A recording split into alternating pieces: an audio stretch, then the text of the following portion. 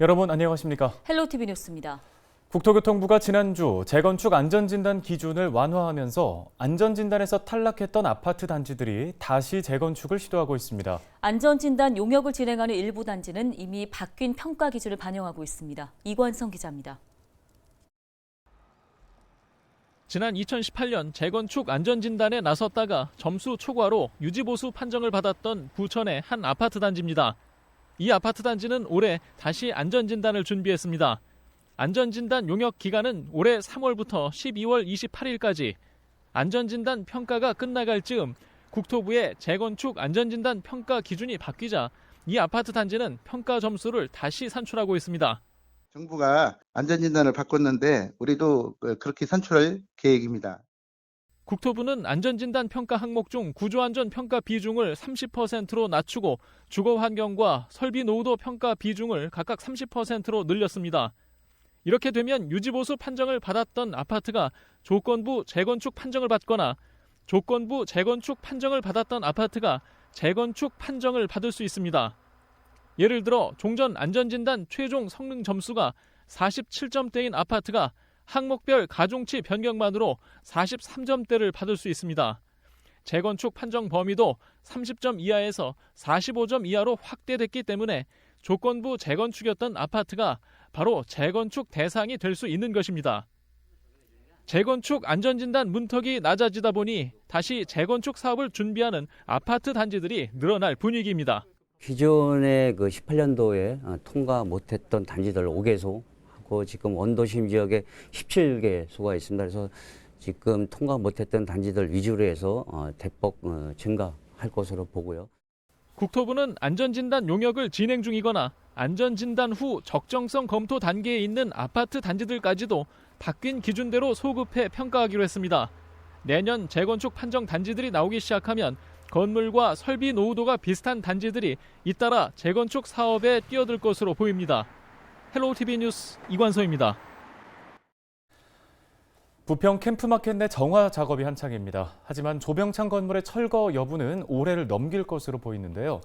여전히 지역 내에서는 조병창 철거 문제를 두고 찬반 여론이 팽팽하게 맞서고 있습니다. 또 심지어 캠프마켓 내에 들어서는 제2의료원 건립에 대해서도 여론이 엇갈리고 있는데요. 네, 취재 기자를 연결해서 보다 자세한 이야기 나눠보겠습니다. 송효창 기자가 화상 연결돼 있습니다. 송 기자, 현재 캠프마켓 조병창 철거 문제 어디까지 진행되고 있습니까? 네, 부평 캠프마켓 조병창 건물에 대한 여론은 여전합니다. 시민사회가 둘로 나뉘어 찬성과 반대 여론을 형성하고 있는데요. 우선 캠프마켓 토양정화 책임자인 국방부는 완벽한 정화 작업을 위해 건물을 철거를 주장하는 반면 문화재청은 조사와 연구가 필요하다며 보존의 입장을 내세우고 있습니다. 지역 시민사회 역시 비슷한데요. 이달 초 인천시는 부평 캠프마켓 B구역 조병창 병원 건물 존치 여부를 논의하기 위해 첫 소통 간담회를 열었습니다. 이 자리에는 부평숲 추진위원회와 일본 육군 조병창 생태공원 추진협의회가 참여했는데요. 그런데 이날 참여한 두 단체 간 입장차를 좁히지 못하고 갈등의 불씨만 남겼습니다.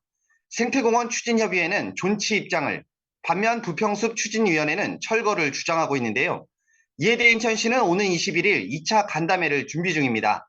앞으로 2차를 포함해 3차례의 소통 간담회를 더 열고 최종 의견을 도출하겠다는 계획입니다. 네, 결국에 소통 간담회를 통해서 철거 여부 등을 결정을 하겠다는 건데 올해 안에 좀 철거되기는 힘들 것으로 보이네요. 자, 조병창 말고도 제2의료원 건립에 대해서도 주민들의 의견이 엇갈리고 있다고 하는데 어떻습니까? 네, 인천시가 지난 11월 캠프마켓 A구역 일부에 제2의료원을 건립하겠다고 밝혔는데요. 지역 인구와 접근성을 고려한 입지 선정이 그 이유입니다. 그런데 부평 지역 주민들은 기대와 우려가 교차하며 상반된 반응을 보이고 있습니다. 의료시설이 지역에 들어온 것 자체는 찬성하는 분위기인데요. 하지만 공공의료시설에 대한 인식 문제로 서로 엇갈리고 있습니다. 지역 주민들은 대학병원 등 대형 병원 시설이었으면 어땠을까 하는 말도 나오고 있는데요. 인천시는 이달 중 부평 지역 주민들을 대상으로 공청회를 열 계획입니다. 또 현재 진행 중인 용역을 통해 설립과 운영 계획을 확정한 후 내년 3월에는 정부에 사업 계획서를 제출할 계획입니다. 예, 이런 가운데 인천시가 이 캠프마켓에 대해서 또 다른 의견 청취도 들어간다고 하던데요. 이건 어떤 내용입니까? 네, 인천시가 시민 의견을 담은 캠프마켓 활용 계획을 마련하기 위해 권역별 경청회를 열기로 한 것인데요. 14일부터 28일까지 부평구가 22개 동을 9개 그룹으로 나눠 모두 9차례에 걸쳐 찾아가는 캠프마켓 시민 소통의 날을 운영하기로 했습니다.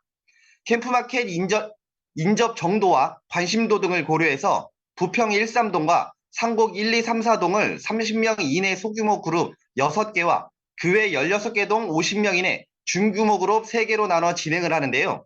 우선 캠프마켓 기본 현황과 마스터 플랜 용역 기초조사 자료 등을 시민들에게 알리고 다양한 의견을 듣기로 했습니다.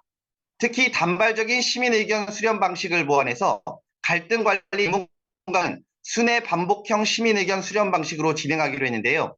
시는 이번 소통의 날 운영 후 내용과 결과를 반영해 내년 2월에서 3월 사이에도 소통의 장을 마련할 계획입니다.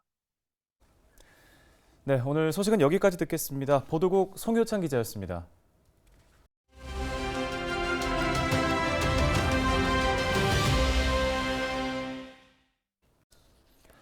수요일부터 최저기온이 영하 10도를 오르내리고 수도권 일부 지역에 눈도 많이 내릴 것으로 전망됐습니다. 본격 한파가 이어지는 모습인데요. 네, 김승배 한국자연재난협회 본부장 연결해서 한파가 언제까지 이어질지 살펴보겠습니다. 본부장님 안녕하십니까? 네, 안녕하십니까? 예, 수도권을 중심으로 강력한 한파가 예고돼 있습니다. 영하 10도의 맹추위 언제까지 이어질까요?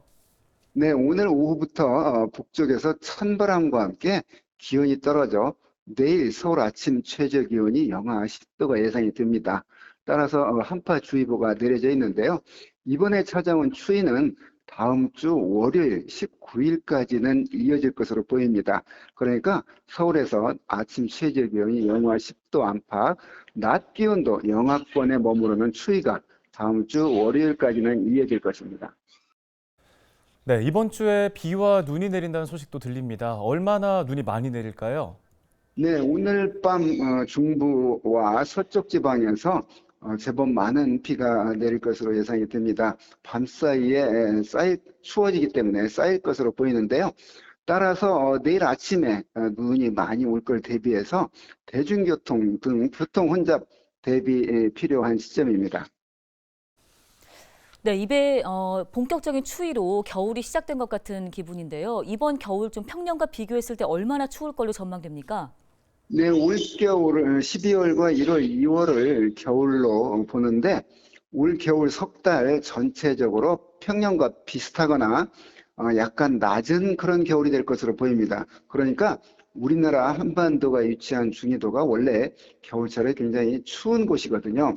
자, 그러니까 역대 이래로 기록을 깰 것인지 이런 예측은 불가능하지만 올겨울 기온이 뚝 떨어지는 급작스러운 기온 하강과 한파가 주기적으로 찾아오면서 그런 때 눈이 내리는 그런 겨울 날씨가 이어질 것으로 전망합니다. 네, 무엇보다도 안전과 또 건강 관리에 각별히 신경을 좀 써야 할 것 같습니다. 주의사항까지 한번 짚어주시죠. 네, 이번과 같이 눈이 내리고 아침에 기온이 크게 떨어지면 빙판길을 이루기 쉽습니다. 따라서 노약자분들은 한파 속에서 불필요한 외출은 가급적 삼가해야 되겠고요. 부득이 외출할 경우에는 모자, 목도리, 장갑 등 보온 관리에 각별히 신경을 써야 됩니다. 또 한랭 질환 조심해야 되겠는데요. 이렇게 연말 맞이해서 술을 드신 후 밤에 길을 가다가 쓰러져서 잠이 들면 저체온증으로 위험한 상황이 될 수가 있습니다. 따라서 이 겨울철 피해 없도록 대비를 해야 되겠고, 자, 이 한파가 올 때 피해를 주는 게 계량기 동파입니다. 그래서 한파주의보가 내려질 때는 계량기 얼어 터지지 않도록 보온에 신경을 각별히 써야 될 것으로 보입니다. 네, 알겠습니다. 도움 말씀 여기까지 듣겠습니다. 한국자연재난협회 김승배 본부장이었습니다.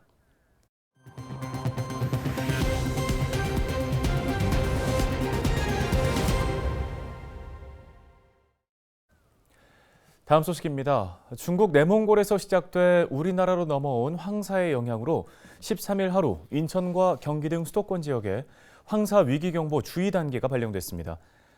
이에 따라 인천과 경기 등 대부분 지역 초미세먼지와 미세먼지 농도가 나쁨에서 매우 나쁨 단계까지 높아졌는데요. 황사 위기경보 주의 단계는 미세먼지의 시간당 평균 농도가 세제곱미터당 300 마이크로그램 이상인 상황이 2시간 이상일 때 내려집니다. 이번 황사는 14일부터 대기 확산이 원활해지면서 해소될 것으로 보입니다. 부평구청 소속 30대 공무원이 산하기관의 화장실에서 숨진 채 발견돼 경찰이 수사에 나섰습니다. A씨가 숨진 채 발견된 건 지난 12일 오전 9시 50분쯤 부평구 부계동의 부평구청 산하기관 2층 화장실에서입니다. 당시 직장 동료가 화장실에 갔다가 사망한 A씨를 발견하고 경찰에 신고했는데요. A씨는 부평구청 소속 공무원으로 지난 1월 해당 산하기관으로 파견돼 근무하고 있었습니다. 경찰은 A씨가 극단적인 선택을 한 것으로 보고 정확한 사인을 조사하고 있습니다. 인천 시민의 절반가량이 고향사랑 기부제에 참여할 의사가 있는 것으로 나타났습니다. 인천시는 지난달 24일부터 사흘 동안 만 19세 이상 인천 시민 1000명을 대상으로 고향사랑 기부제에 대한 시민 인식조사를 진행했는데요. 기부 의사가 있다는 응답이 42.7%를 차지했습니다. 연간 기부 금액과 관련해서는 70.5%가 10만 원 이하로 하겠다고 응답했고 10만 원에서 30만 원 이하가 18.2%, 50만 원 이상이 3.4%였습니다. 기부 희망 지역에 대해서는 인천 내 거주지가 아닌 다른 군구가 44.2%, 인천 외 다른 지방자치단체가 26.1%로 조사됐습니다. 또 66.7%는 아동과 청소년을 비롯한 사회적 약자에 대한 복지 지원에 기부금이 사용되기를 희망했습니다. 다음 소식입니다. 계양구가 항공기 소음 등에 대해 정부의 대책 마련을 재차 요구하고 나섰습니다. 국토교통부가 최근 김포공항 소음 영향도를 조사한 결과 계양구와 상야동과 평동, 규련동 등이 포함된 소음 대책 지역 면적은 5.969제곱킬로미터로 소음 대책 인근 지역은 3.271제곱킬로미터로 전체 영향 지역은 9.24제곱킬로미터입니다. 이는 5년 전의 조사 결과보다 0.08제곱킬로미터가 확대된 건데요. 이번 조사 결과는 내년부터 2027년까지 주민 지원 사업을 시행할 때 적용 대상 선정 근거로 활용됩니다. 국토부는 지난달 계양구 상야동 경로당에서 이 같은 내용의 용역 결과를 공개했습니다.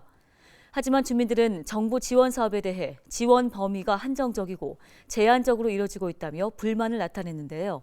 실제 비행기 소음과 분진에 시달리는 주민이 이주를 원하더라도 관련 법에 따른 손실보상과 토지 매수가 일부 지역만 가능하기 때문에 실제 이주는 불가능하기 때문입니다. 이에 계양구는 토지 매수 청구 지역 확대와 도로 포장, 도시가스 배관 설치 등 피해 주민 지원 관련 법 개정을 포함한 대책 마련을 국토교통부에 건의했습니다. 김포시가 주요 도로에 최첨단 교통시설물을 구축하는 이른바 지능형 교통시스템 구축 사업을 내년에도 이어갈 전망입니다. 김포시는 지난해 6월부터 예산 85억 원을 투입해 주요 도로 구간 300여 곳에 첨단 신호 제어 기기와 교통정보 수집 시설을 설치했습니다. 이달 말까지 1차 설치를 완료한 이후 내년부터는 59억 원을 들여 180여 곳에 시설을 추가 설치할 예정입니다. 김포시는 이번 시스템을 바탕으로 자율주행에 대비한 스마트 도로를 구축할 계획입니다. 관련된 조례가 통과되면서 김포시가 향후 시민들이 지적한 예산 낭비 사례를 시정 조치하고 그 결과를 앞으로 공개해야 하는데요.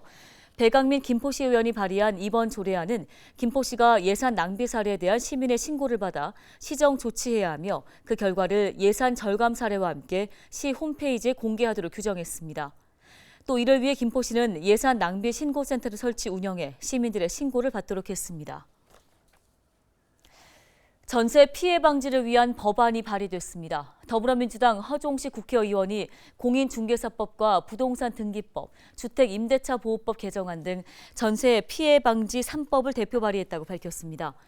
공인중개사법 개정안은 공인중개사가 계약 전 임대인에게 정보 제공을 요구할 수 있도록 법을 정비하는 것이 주요 골자입니다. 뉴스 마치겠습니다. 네, 고맙습니다.